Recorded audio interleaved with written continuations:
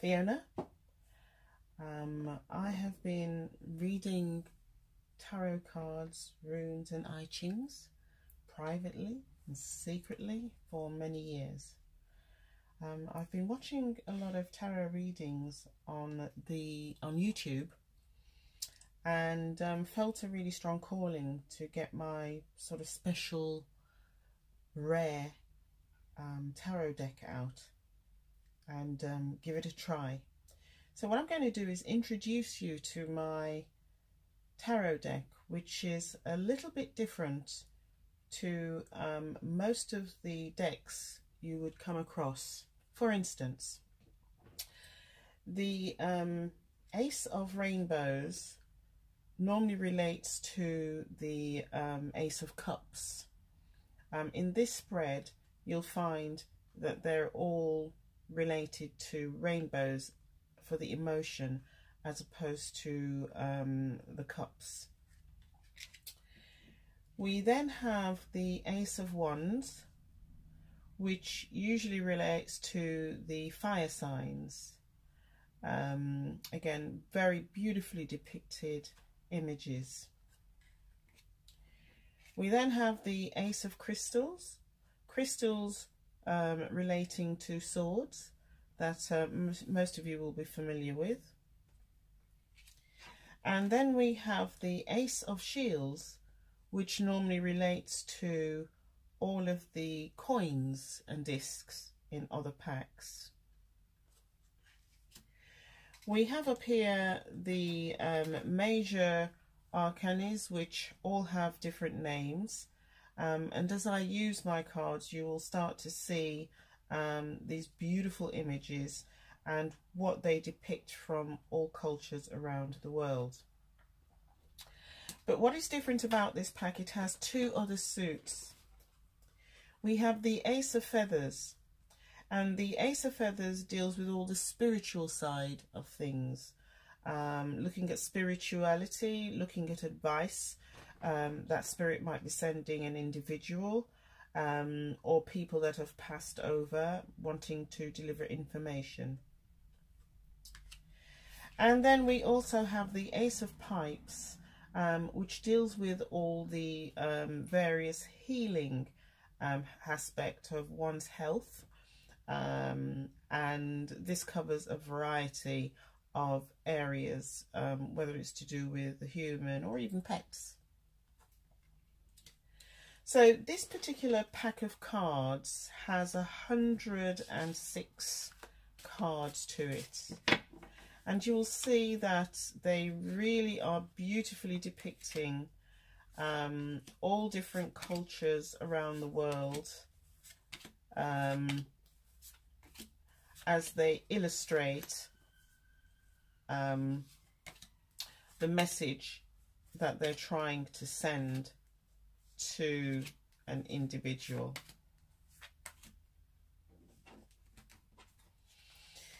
I also use the I Ching as a clarifier.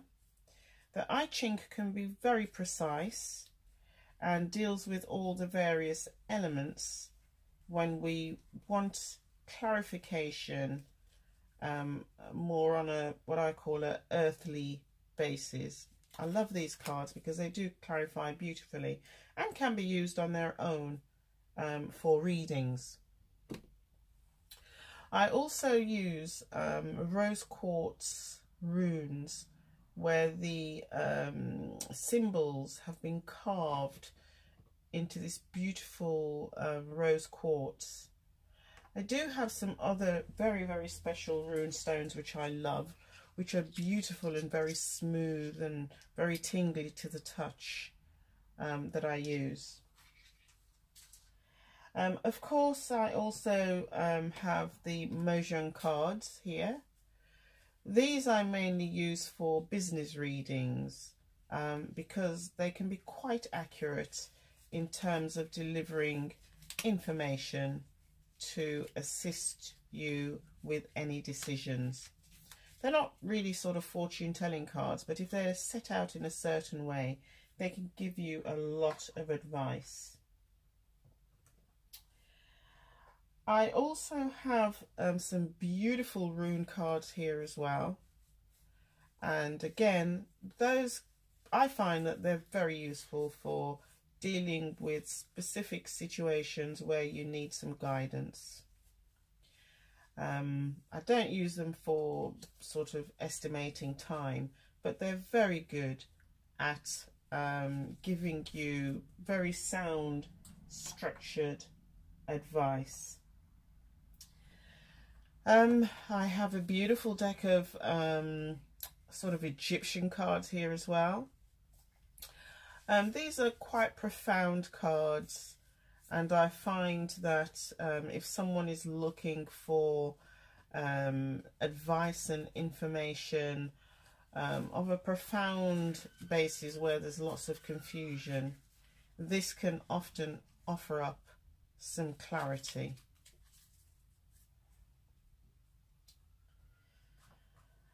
And then of course I have here my Hindle deck. I love this deck because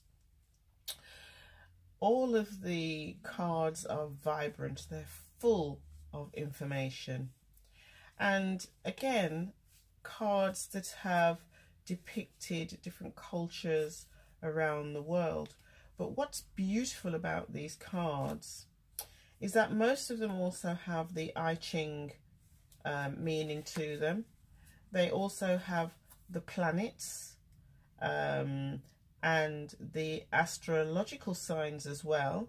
It depends what catches your eye to give you the relevant advice.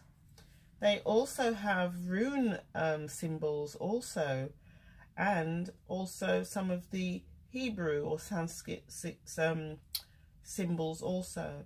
A very, very well thought out set of cards, and I normally use these for delivering training because they really do help to inspire and trigger the intuition. I love these cards, they're very special, and you don't see them about now, not as much anyway in the retail sense of things. I do have a set of angel cards, and the one I love is this one, which is for daily guidance. It's a beautiful pack, gilded edge, and the cards are just beautifully illustrated.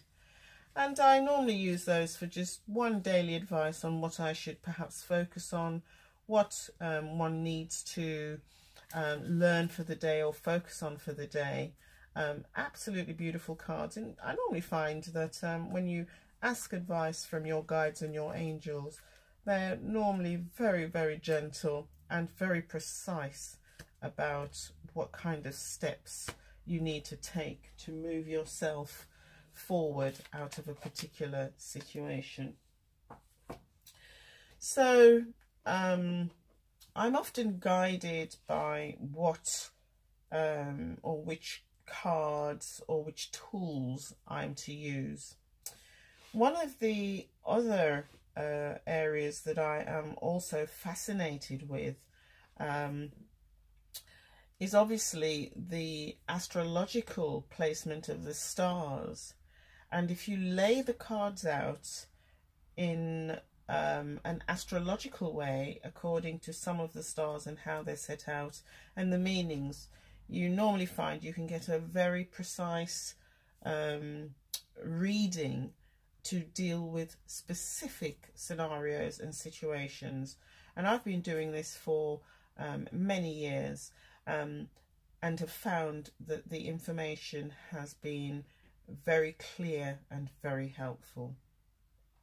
So I look forward to trying my first reading online.